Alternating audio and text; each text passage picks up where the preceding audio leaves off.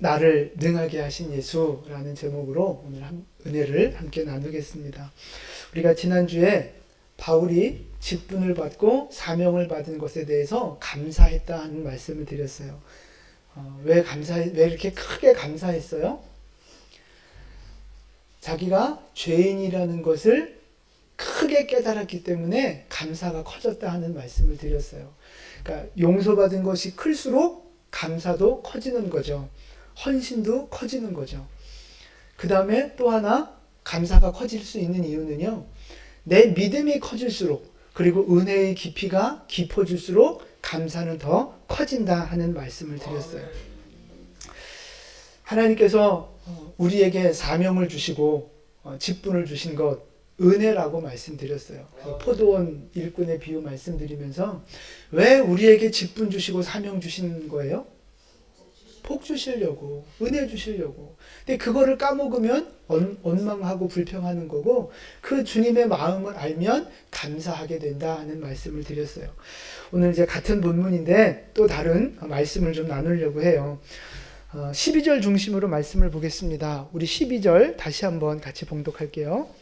나를 능하게 하신 그리스도 예수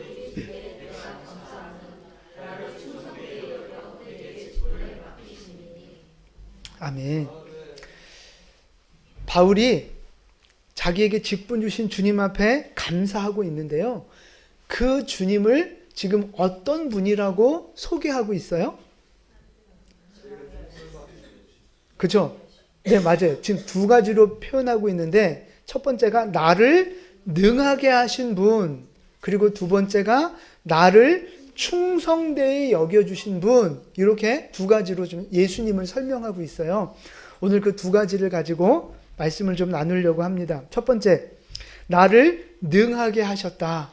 그래서 능하게 하셨다는 말은요, 능력 있게 하셨다는 거예요. 그런데 외부에서 힘을 공급하고 능력을 공급해 주셔서 그것을 감당할 수 있게 하셨다 하는 의미예요. 그게 능하게 하셨다는 의미거든요. 그러니까 우리가 바울의 사역의 모습을 한번 생각해 보세요. 바울은요, 정말 몸살이지 않고 사람들의 조롱도 두려워하지 않고 핍박도 두려워하지 않고 죽음의 위협도 두려워하지 않고 어디에서나 복음을 전했던 사람, 어디든지 가리지 않고 주님이 부르시는 곳이라면 달려가서 예수님의 죽음을 전하고 부활을 전하고 예수님이 하나님의 아들이라고 전했던 전도의 사명자, 말씀의 사역자로 바울이 쓰임을 받았어요. 또 그것뿐입니까? 사역을 하면서 성령 충만한 은사와 능력을 가지고 병을 고치고 귀신도 쫓아내고 심지어 죽은 자도 살리는 하나님의 능력을 보여주는 그런 아주 탁월한 사역을 감당했던 사람이 바울이에요. 여러분, 바울은 어떻게 이렇게 능력 있게 정말 어디든지 가리지 않고 달려나가 복음 전하는 사역자로 쓰임받을 수 있었을까요? 왜? 네, 바울이 원래 능력 있는 사람, 바울은 원래 특별한 사람이라서 그렇게 사역할 수 있었던 거예요? 아니에요. 원래 이런 능력은요, 바울에게 없는 거예요. 바울은 원래 이 직분을 맡을 자격조차 원래 없는 사람이었죠. 그런 능력은 더더욱 없는 사람이었죠. 그런데 어떻게 그렇게 힘들고 어려움을 이기고 사명을 감당할 수 있었느냐? 하나님이 주신 은혜고 하나님이 힘 주셨기 때문이고요. 하나님이 능력 주셨기 때문이고요. 하나님께서 그에게 마음을 주셨기 때문이고 하나님이 그에게 환경과 여건을 열어주시고 인도해 주셨기 때문에 바울의 사역이 가능할 수 있었다는 말씀이에요. 바울도 그거를 알기 때문에 이렇게 고백하고 있는 거예요. 나를 능하게 하신 하나님이 나로 이것을 감당하게 하셨다는 거예요. 바울이 복음을 전하면서 당한 고난들이 참 많은데 고린도 후서에 가보면 이렇게 아주 요약을 해서 본인이 받은 고난을 설명하고 있어요. 잠깐 좀 같이 말씀을 볼게요. 같이 봉독합니다. 그들이 그리스도의 일꾼이냐 정신없는 말을 하거니와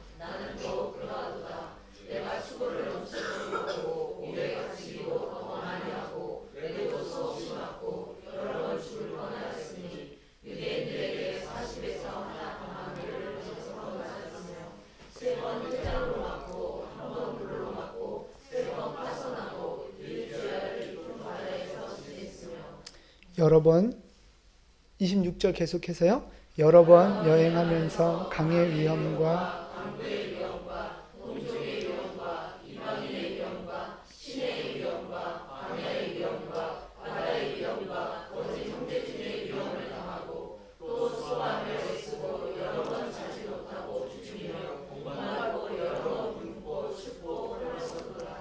아멘.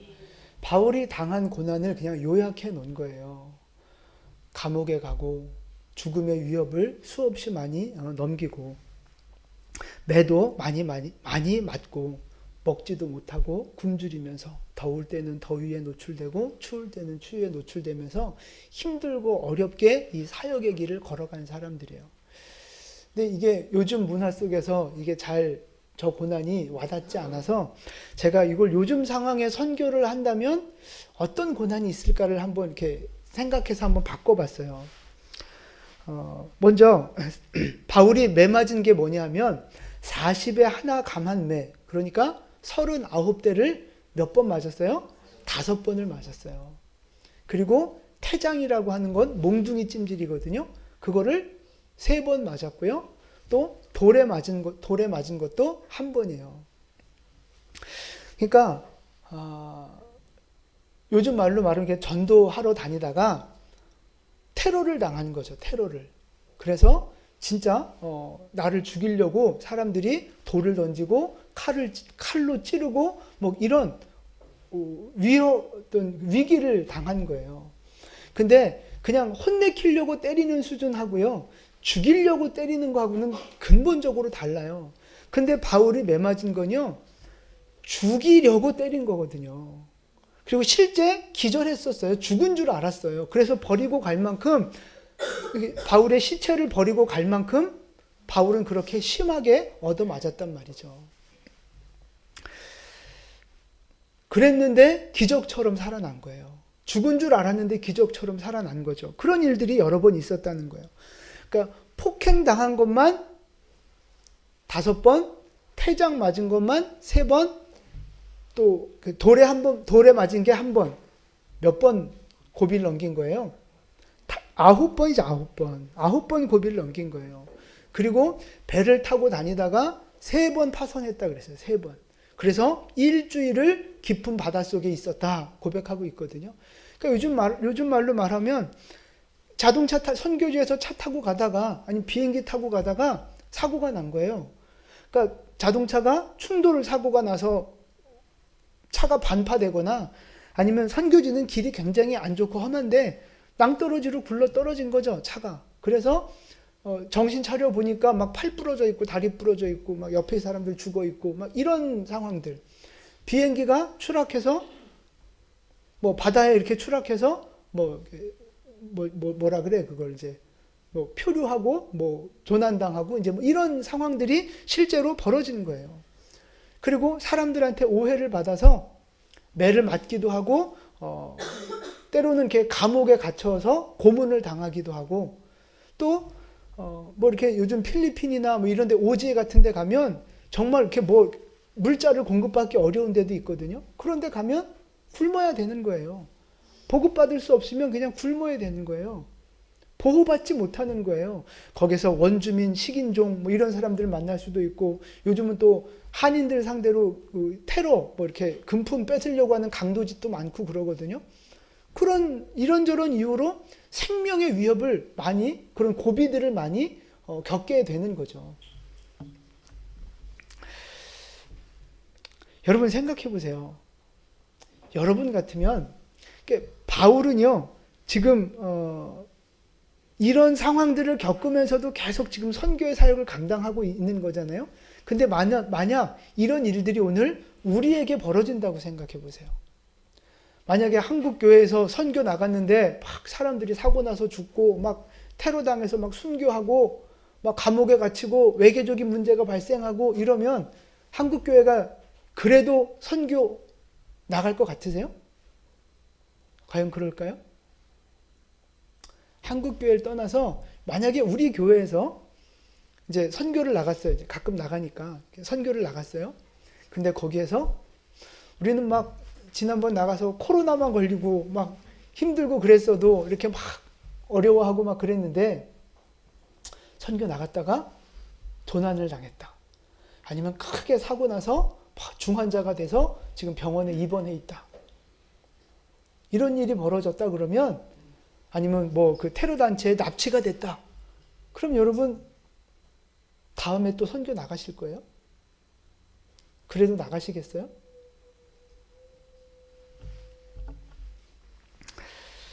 남자들은 군대 갔다 오신 분들은요, 자기가 군 생활한 쪽에서 그 군대 자기 부대가 있었던 곳을 보고는 오줌도 안 싼다고 그래요. 너무 군 생활이 힘들고 짜증나고 괴로웠으니까 그쪽 생각도 하기 싫다는 거죠. 근데 하나님의 일을 할 때 이런 고난과 어려움을 당한다면 여러분은 어떻게 하시겠어요? 근데 잘 보세요. 바울이요, 지금 나는 이런 고난을 당했다라고 말하고 있는 이 고린도 후서를 쓸 때가 언제냐면요, 바울이 3차 여행을, 전도 여행을 하고 있을 때 쓴 거예요. 그러니까 예수를 믿고 3차 전도 여행을 하는 동안에 겪었던 고난과 어려움을 요약한 거거든요.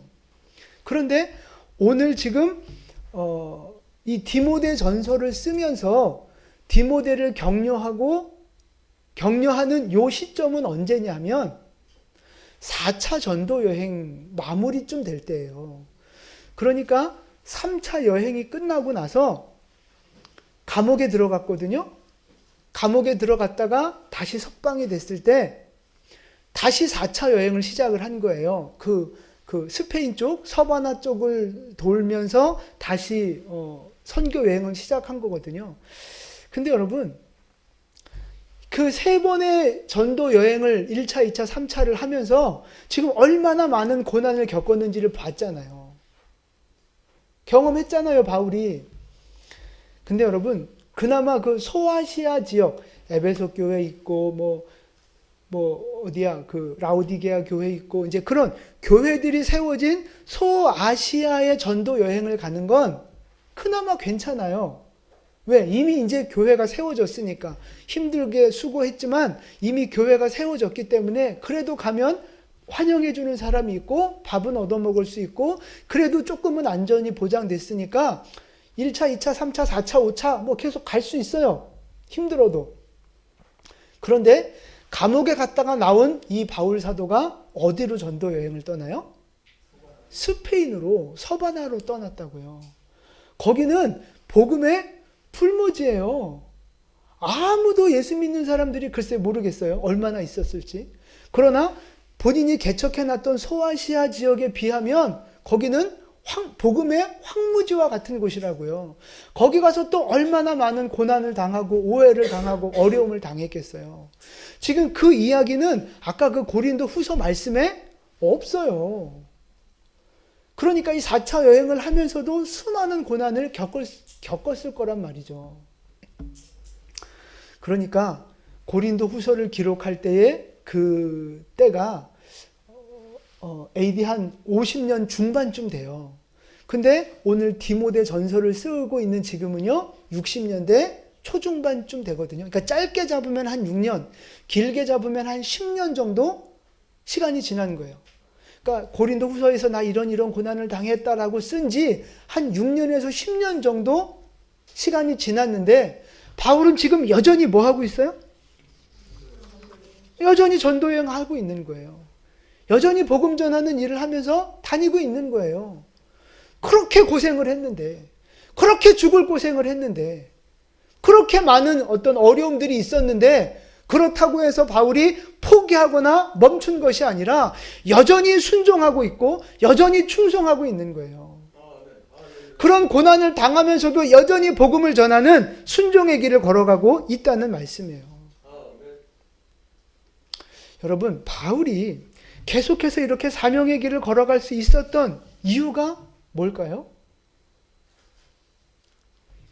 예수님이 힘 주셔서 그런 거예요. 12절 말씀에 나를 능하게 하신 그리스도 예수. 바울에게 수많은 어려움이 있었지만 그것들을 하나하나 다 극복할 수 있고 넘어갈 수 있고 피해갈 수 있도록 하나님이 힘 주셨고 은혜 주셨고 그렇기 때문에 감당할 수 있었다는 거예요. 바울이 뭔가 특별하고 뭐 능력이 뛰어나고 그래서가 아니라 하나님의 은혜로 말미암아 감당할 수 있었다. 이렇게 고백하고 있는 거예요. 그래서 바울이 자기 힘으로 지금 이거 감당하고 있는 게 아니라는 걸 아니까 하나님 은혜라는 걸 깨달으니까 어떻게 하느냐? 17절 가보시면 우리 17절을 같이 봉독할게요. 영원하신 왕 곧 썩지 아니하고 보이지 아니하고 홀로 하나이신 하나님께 존귀와 영광이 영원 무궁하도록 있을지어다. 아멘. 하나님 앞에 모든 존귀와 영광을 영원토록 올려드리고 있는 거예요. 자기가 한 게 아니거든요. 그걸 바울이 알거든요. 그러니까 자기가 교만해지지 않고 겸손해져서 그 모든 영광을 하나님 앞에 올려드리고 있는 거예요. 여러분, 우리가 사역할 때도 마찬가지예요. 우리가 사역할 때 내가 무슨 능력이 있어서, 내가 무슨 힘이 있어서, 내가 좀 뭔가 된 사람이라서 하나님이 이런 사역 맡기셨고 내가 지금 이런 사역 감당하고 있는 게 아니에요. 혹여라도 그런 마음으로 사명을 감당하는 사람이 있다면 무슨 마음을 갖겠어요? 자기 잘난 줄 알고 사는 거예요. 내가 잘났으니까, 내가 열심히 하니까, 내가 능력이 있으니까 내가 이렇게 한다. 자기 교만, 자기 자랑이 드러나는 거죠. 그런데 나는 정말 자격 없는데, 나는 정말 할 수 없는데 내가 이렇게 감당할 수 있는 건 하나님이 은혜 주셨다라고 믿어지고 그게 고백되어지는 사람은요, 결코 자기를 드러내지 않습니다. 겸손해지는 거죠. 하나님 앞에 영광을 올려드리는 거예요. 뭘 해도 하나님께 영광, 뭘 해도 하나님의 은혜, 이렇게 고백이 되어지는 거예요. 여러분, 우리 안에 여러분 이렇게 열심히 수고하시고 헌신하시고 참 감사한데요, 모든 영광은 하나님께 올려드릴 수 있기를 축복합니다. 내가 잘나서 내가 뭔가 이렇게 괜찮은 사람이라 하고 있는 게 아니라는 거예요. 착각하지 마시고요. 나를 능하게 하신 하나님의 은혜인 줄로 믿으시고 하나님 앞에 모든 영광 올려드리는 여러분 되시기를 축복합니다. 근데 오늘 이 말씀을 드리는 이유가 뭐냐? 바울의 이 흐름을 말씀드리는 이유가 뭐냐 하면요, 바울을 도우셔서 바울을 능력 있게 하시고 감당하게 하신 그 하나님이 오늘도 저와 여러분들을 그렇게 도우시고 능력 있게 세워 가신다는 말씀이에요. 물론 바울의 고난과 우리의 고난, 바울의 사역과 우리의 사역을 비교할 수는 없지만, 그러나 어쨌든 우리도 이 작지만 이 사역의 길 걸어가면서 직분을 받아서 뭔가 이렇게 사명을 감당하면서 힘들고 어려운 일들이 분명히 있잖아요. 내 능력이 안 돼서, 내 힘이 붙여서 버거워서 힘들어할 때도 있고요. 어떤 환경이 힘들고 여의치 않아서 힘들 때도 있고, 또 때로는 사람들하고의 어떤 관계 때문에 상처받고 오해받고 기분 나빠서 하기 싫을 때도 있고, 눈물 나고 포기하고 싶고 그럴 때가 여러분 얼마나 많이 있습니까? 그런데 어쨌든 여러분은 지금 그 힘들고 어려운 순간들을 이겨내시고 오늘 이렇게 예배의 자리에, 사명의 자리에 앉아 계신 거잖아요. 여러분이 믿음을 떠나지 않고 이 사명의 자리를 그래도 지키면서 예배의 자리에 앉아 있을 수 있는 이유, 뭐 때문이에요? 하나님의 은혜라는 거예요. 하나님이 힘 주셨고 능력 주셨고 나로 능하게 하셨기 때문에 내가 오늘 여기에 있는 거지. 아직 버티고 있는 거지. 내가 잘나서가 아니라는 거예요. 내가 믿음이 좋아서가 아니라는 거예요. 오직 하나님의 은혜인 줄 믿으시기를 바랍니다. 때로는 말씀과 기도로 나에게 힘을 주시기도 하고, 때로는 사람들의 위로와 권면으로 나에게 힘을 주시기도 하면서 하나님이 나를 자꾸만 세워가시는 거예요. 하나님이 눈에 보이지 않게 여러 가지 방법으로 내 영혼에 공급하시고 내 삶을 도우시면서 이 믿음의 길을 걸어가게 하고 계시다는 사실입니다. 우리가 지금까지 그렇게 살아온 거예요.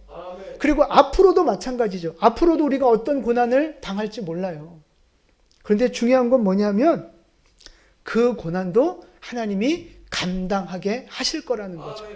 나를 능하게 하신 하나님, 바울을 능하게 하신 하나님이 나를 능하게 하셔서 나에게 힘을 주시고 은혜를 공급해 주셔서 나에게 맡겨주신 사명, 나에게 맡겨주신 직분, 내 삶 속에 다가오는 모든 고난들 넉넉히 감당하고 이기게 하시는 줄 믿으시기 바랍니다. 그래서 사명받고 직분받은 우리는 뭘 해야 되느냐? 주님의 은혜를 구하며 주님 앞에 가까이 나아가는 믿음의 삶을 살아가셔야 되는 거예요. 하나님을 가까이 할 때 은혜를 주시는 거잖아요. 하나님 앞에 나아갈 때 힘을 주시는 거잖아요. 내 입을 넓게 열고 기도하고 간구할 때 하나님이 우리에게 응답 주시는 거잖아요. 그러니까 직분 맡고 사명 맡은 분들은요, 어쨌든지 하나님을 가까이 하는 일에 힘쓰셔야 된다고요. 기도하셔야 돼요. 말씀 묵상하셔야 된다고요. 예배의 자리에 나오셔야 되는 거예요. 하나님을 가까이 할 때 하나님이 은혜를 주셔서 감당하게 하신단 말이에요. 그러면 결국 어떤 사람이 진짜 복된 사람이고 승리하는 사람이냐? 직분을 많이 맡은 사람? 중요한 사역을 하는 사람? 그런 사람 아니에요. 진짜 승리자, 진짜 복된 사람은요, 하나님을 가까이 하는 사람이 복된 사람입니다. 여러분, 나를 보면 무능하잖아요. 무지하잖아요. 나라는 존재가 그렇잖아요. 그러니까 나를 바라보면 답이 없어요. 낙심이 되는 거죠. 이 지금 환경의 문제들 감당할 수 없으니까 문제 아니에요? 내 힘으로 안 되니까 문제잖아요. 영적인 문제든 환경의 문제든 사명의 문제든 다 마찬가지예요. 내가 감당할 수 있는 능력은 하나도 없다는 거예요. 그러니까 이 문제 앞에서 나를 바라보면 내 처지와 내 상황을 생각하면 절망인 거예요. 절망. 낙심인 거죠. 그러나 전능하신 하나님을 바라본다면, 나를 능하게 하신 주님을 믿음의 눈으로 바라본다면 하나님이 우리에게 힘을 주시고 믿음을 주시고 소망을 주시면서 나로 하여금 감당하게 하시는 줄 믿으시기 바랍니다. 여러분, 자꾸만 환경만 보지 마십시오. 무능하고 연약한 나를 바라보지 마시고요, 전능하신 하나님을 바라보는 여러분 되시기를 축복합니다. 믿음의 눈을 들어 하나님을 바라볼 때 하나님 우리에게 소망을 주십니다. 하나님 우리에게 길을 열어주십니다. 하나님이 우리로 하여금 다시 일어설 수 있는 길을 주시고 피할 길을 열어주시고 새 일을 행하시면서 하나님의 일들을 이루어 가시는 줄로 믿습니다. 여러분, 그렇게 주님 바라보셔서 주님 앞에 가까이 나아오셔서 나를 능하게 하시는 하나님의 능력으로 이 모든 사명 감당하시고 끝까지 주님 앞에 승리하는 여러분 될 수 있기를 주님의 이름으로 축원을 드립니다. 아멘. 그러니까 주님 앞에 가까이 나오란 얘기는요, 기도하시란 말씀이고요, 성경 좀 읽으시란 말씀이에요. 여러분, 진짜 우리가 최소한 50운동 뭐 이거 최소한으로 하고 있는 건데, 사실 하루 10분 기도해가지고 이 사명 감당하고 고난 이겨내겠어요? 그냥 숨만 쉬는 거지, 숨만. 중환자실에서 이 산소 마스크 끼고 숨만 쉬듯이 10분 기도해갖고는 그런 거예요, 그런 거. 정말 능력 있게 사역하고 전진하고 싸워서 이기려면요, 기도하셔야죠. 그럼 정말 교회를 나와서 기도하시면 가장 좋지만, 그게 아니라면 여러분 계신 곳에서 정말 기도하세요. 말씀 묵상하시면서 기도의 삶을 살아가시기를 축복합니다. 그 사람이 진짜 복된 사람이에요. 내가 지금 얼마나 귀한 사역을 하고 있느냐, 내가 지금 얼마나 세상에서 잘 나가고 있느냐, 아니면 어렵느냐, 내가 지금 얼마나 낙심되고 있느냐, 그게 중요한 게 아니에요. 내 상황이 어떠하다 할지라도 하나님과의 연결의 줄이 끊어져 있으면 내 인생은 비참해지는 거고요, 내가 어떤 환경에 있어도 하나님과의 그 끈을 놓지 않고 붙잡고 있으면 우리는 반드시 다시 일어나는 승리자가 될 것입니다. 하나님의 능력과 축복을 경험하는 승리자가 될 거예요. 우리 영과 함께 모든 성도님들 그런 승리자 될 수 있기를 주님의 이름으로 축원을 드립니다. 아멘. 그 다음 질문 드리면 이제 충성되이 여겨 이 말씀이에요.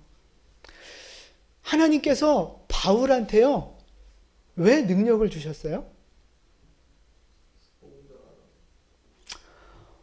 복음 전하는 직분을 주셨기 때문에, 사도의 직분, 말씀의 사명을 주셨기 때문에 그거 감당하라고 능력을 주셨다는 거예요. 그러면 그 사도의 직분과 복음 전하는 사명은 왜 주신 거예요?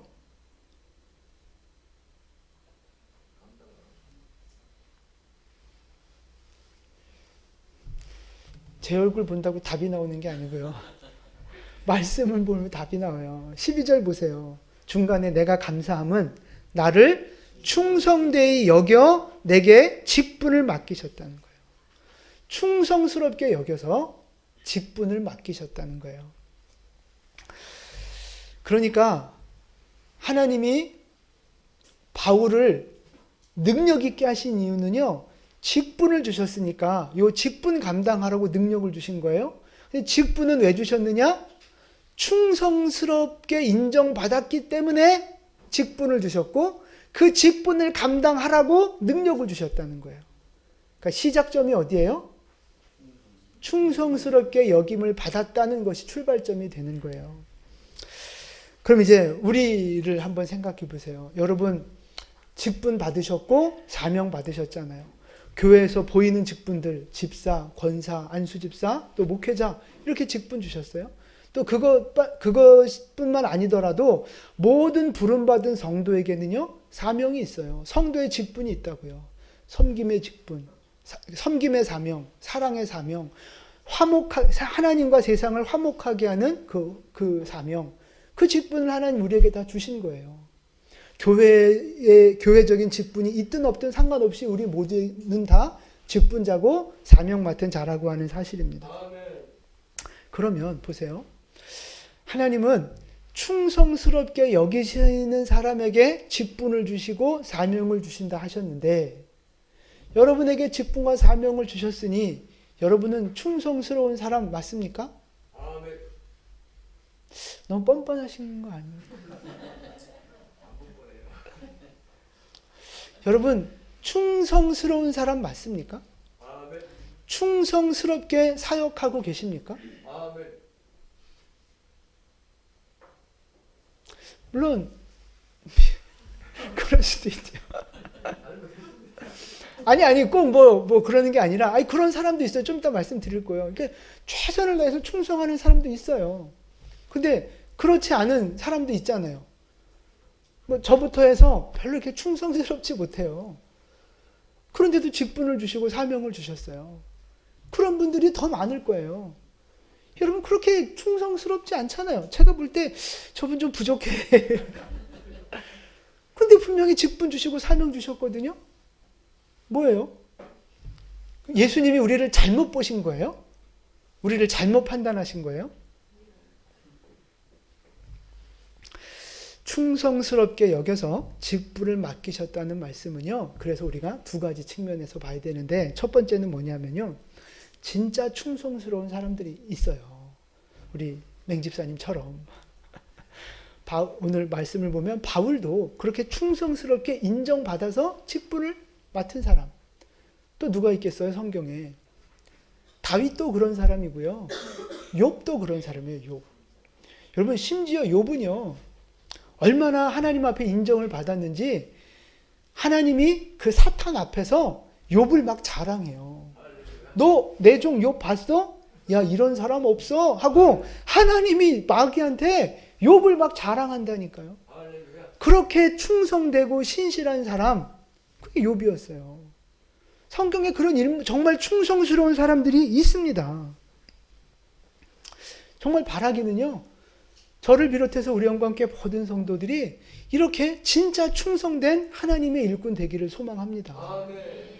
지금 부족하고 좀 어려움이 있지만 정말 주님 앞에 충성되다 인정받는 우리 모두 될 수 있기를 축복합니다. 이제 이게 우리의 목표고 이제 우리의 어떤 그 꿈이에요. 그럼 이제 현실로 돌아와서 보세요. 충성스럽지 않아요. 부족함이 있어요. 잔머리 굴리고 자꾸 빠져나갈 구멍만 생각하고, 그런데 분명히 직분을 주셨고 사명을 주셨단 말이에요. 우리 같은 사람들이잖아요. 하나님은 왜 충성스럽지 못한데도 직분을 맡기셨을까요? 왜 분명히 모자라는 거 아는데도 왜 사명을 맡기셨을까요? 왜 그런 거예요? 뭐 중얼대지 마시고 좀 크게 얘기해 보세요. 충성스럽지. 정답이에요. 야, 역시 안수 집사님 대답이에요? 네. 맞아요. 지금은 충성스럽지 못하지만, 지금은 부족함이 있지만 충성스러운 사람으로 세워 가시려고 직분과 사명을 맡겨주셨다는 거예요. 직분과 사명을 맡기시면서 우리를 그런 사람으로 세워 가시는 거예요. 이제 우리 남성분들이 군대를 가면요, 이제 저도 처음 군대 갔던 생각을 해봤는데, 처음에 이제 훈련소로 들어가거든요. 훈련소로, 훈련소가 아니라 뭐지? 갑자기 까먹었네. 훈련소 가기 전에, 어쨌든 거길 가요, 먼저. 거기서 한 2, 3일 머무르면서, 이제, 옷을 싹 갈아입습니다. 그래서, 사제로 갖고 왔던 모든 옷은 머리부터 발끝까지 다 싸서 집으로 보내고요. 이제 전투복을 입고 전투화를 신고 전투모를 쓰고 완전 이제 군인의 모습으로 이렇게 탈바꿈하는 시간들이 있어요. 근데 그때 이렇게 저도 똑같았지만 이렇게 그렇게 옷 갈아입고 이제 군복 입은 그 군인들을 보면 분명히 군인이거든요. 그 날짜로 군인이에요. 국방부 소속이라고요. 그런데 하는 꼴을 보면 전혀 군인 같지 않아요. 어쩜 군복이 저렇게 안 어울릴 수 있을까? 어쩜 저렇게 모자가 안 어울릴 수 있을까? 심지어 이거 어떻게 입는 거야? 이 버클 같은 것도 이게 좀 군대 건 좀 특별하거든요. 그래서 이거 어떻게 해야 되는 거지? 헤맨다고요, 헤매. 전투화 신을 줄도 모르고. 또 그럼 어찌 해서 이렇게 전투복은 다 갈아입었어요? 서로 보고 얼마나 웃긴지 몰라요, 그게. 군인다운 모습 1도 없어요, 1도. 또 이제 밖으로 이제 나와서 이제 그 집합하라고 그러잖아요. 나가면 줄도 못 맞추고요. 개판이에요, 개판. 완전 오합지졸이라고요. 근데 분명히 군인이에요. 신분상 군인이라고요. 근데 만약에 그런 군인들 전쟁터 내보내면 싸우겠어요? 천만의 말씀이죠. 아무것도 할 수 없는 무능력한, 무능한, 무익한 그런 군인들이라고요. 근데 그런 오합지졸들을 앞에 딱 세워놓고 이제 그 대대장이 연설을 하는 거예요. 제군들은 자랑스러운 우리 대한민국 군인입니다. 제군들이 있어서 부모 형제가 편안하게 생활을 할 수 있는 겁니다. 이렇게 연설을 해요. 그리고요, 자랑스러운 군인이라고 말했잖아요. 그리고 나서 진짜 그 자랑스러운 군인을 만들어 가요. 연설이 끝나고 나면요, 대가리 박어, 좌로 굴러, 우로 굴러, 기상, 엎드려, 헤쳐 모여, 선착순 막 이러면서 굴리기 시작하는데, 아이고, 막 토하는 놈도 있어요. 토하는 놈도 힘드니까. 저를 현역이 아닌 줄 오해하시는 분들이 꽤 있는데, 저 그래도 현역 26개월 하고 하루 더 하고 왔습니다. 그렇게 훈련을 시작해서 몇 주만 지나잖아요. 그러면 그래도 제법 총도 쏠 줄 알고 군인다운 모습들이 딱 나와요. 그래서 훈련소만 마치면 사실은 전장에 투입이 가능하게 되거든요. 그런 거예요. 진짜 처음에 봤을 때는 정말 개판이고 오합지졸이지만 그들을 훈련을 통해서 세워가는 거예요. 진짜 자랑스러운 군인다운 모습으로 만들어가는 거예요.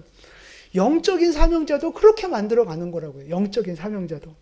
여러분, 처음부터 완벽하게 준비돼서 처음부터 다 능력 갖추고 처음부터 다 훌륭해가지고 사역을 맡기고 직분 맡기는 사람이 어디에 있겠어요?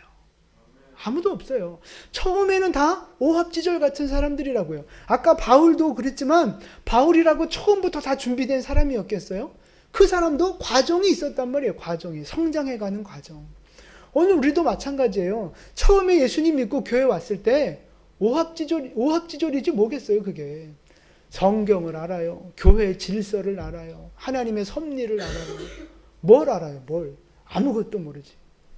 그냥 거기에다가 세상의 때, 세상적인 어떤 가치관과 사고방식, 그거는 그대로 갖고 들어와가지고 교회에서 막 좌충우돌하면서 문제를 만들고 힘든 거예요, 힘든 거. 근데 그런 아무것도 할 수 없을 것 같은 그런 우리였지만, 여러분 그래도 지금은 여기저기 이렇게 교회를 거치고 고난받고 신앙생활 해오면서 그래도 지금은 제법 괜찮은 일꾼들 되셨잖아요. 뭐야, 웃는 사람도 있고 아멘 하시는 분도 있고 완벽하진 않지만 그래도 이제 제법 전장에 나아가서 싸울 만한 일꾼들로, 그래도 이제는 뭔가 자기 역할은 감당하는 일꾼들로 이렇게 성장해 오셨고 또 성장해 가고 계시는 거잖아요. 처음에는 아무것도 할 수 없는 우리였지만 하나님이 그렇게 우리를 세워가시는 거예요. 직분을 주시고 사명을 주시면서 우리를 세워가시는 거예요. 때로는 사랑으로, 또 때로는 채찍으로, 때로는 고난과 훈련으로 우리를 그렇게 세워가고 계시다는 거예요. 여러분, 우리는 지금 다 그 과정 중에 있는 사람들이에요. 그래서 중요한 게 뭔지 아세요? 직분을 받고 사명을 맡은 사람들은 그래서 뭐가 중요해요? 순종이 중요하고요. 충성하고자 하는 이 마음이 중요한 거라고요. 잘나고 못나고 그거는 별 중요한 게 아니에요. 순종하고 충성하다 보면 정말 자랑스러운 군인으로 세워져 가듯이요.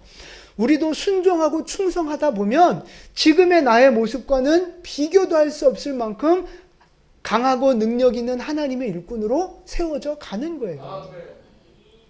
여러분 초신자 때를 생각해 보세요. 뭘 할 수 있었어요? 뭘 알았어요? 근데 지금은 이렇게 훌륭한 일꾼들로 자라가고 계시잖아요. 그 과정 중에 그 이유가 순종했기 때문이고 충성했기 때문이고 훈련 받았기 때문이라고 하는 거죠. 지금도 우리는 여전히 그 과정 중에 있는 거예요. 그래서 직분과 사명 맡으신 분들 다른 거 필요 없어요. 순종하시고 충성하세요. 그러다 보면 되는 거예요. 고린도전서 말씀 같이 볼게요. 4장 2절입니다. 그리고 맡은 자들에게 구할 것은 충성이니라. 아멘.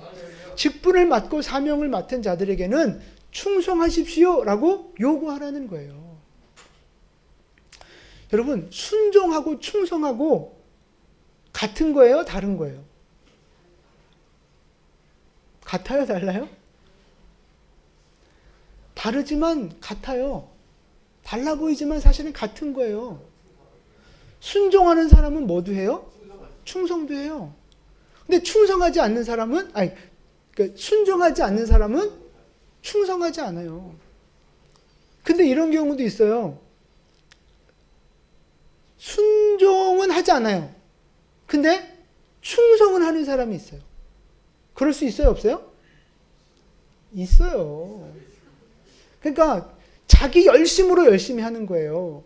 자기 의로, 자기 기준으로 열심히 하는 거예요. 순종하고 어떤 그 권위와 질서에 순종하면서 하나님 뜻대로 충성하는 게 아니라 자기 생각대로, 자기 성격대로, 자기 욕심대로 열심히 충성하는 사람이 있다고요.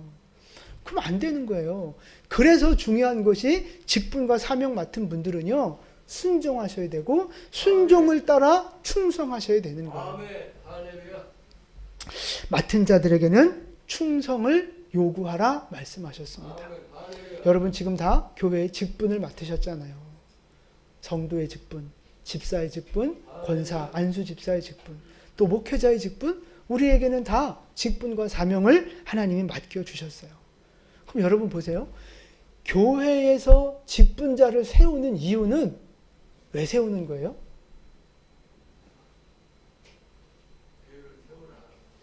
그렇죠?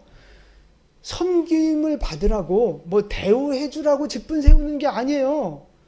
교회를 세우는 일꾼 되라고, 헌신하라고, 사명자 되라고 직분을 주시는 거예요. 물론 그거에 따른 영광과 존귀는 있지만 어쨌든 교회 안에서 섬기는 자로, 사명자로, 다른 사람 세워가는 자로, 힘든 일 앞장서서 하는 일꾼으로 그래서 불러주시는 거라고요.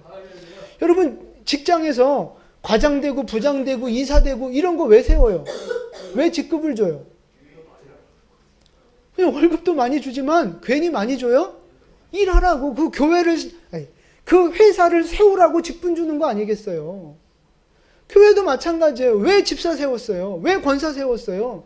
왜 장로 세워요? 교회를 세워가라고 직분을 주신 거예요. 그러니까 직분 맡은 여러분들은 뭐 하셔야 돼요? 순종하고 충성하셔야 된다고요. 맡은 자들에게는 충성할 것을 요구하라고 말씀하셨어요. 그래서 여러분들에게 오늘 말씀드리는 거예요. 직분 맡은 여러분 순종하시고 충성하십시오. 그러니까 목사가 준 직분이면 목사한테 충성하시면 돼요. 그러나 하나님이 주신 직분이라면 하나님께 충성하셔야 돼요.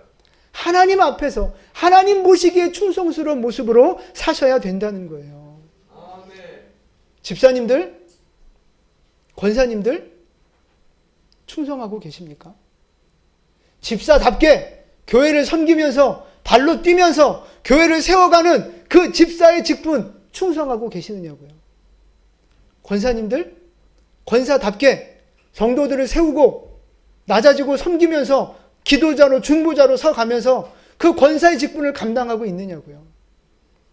안수집사, 장로 이제 이런 분들은 교회에 정말 기둥과 같은 분들인데 교회를 세우는 일에 충성하고 있느냐고요. 교회를 세우라고 주신 직분인데 교회를 세우지 않으면 그 직분이 소용없잖아요. 그래서 일하지 않는 집사를 잡사라고 부릅니다.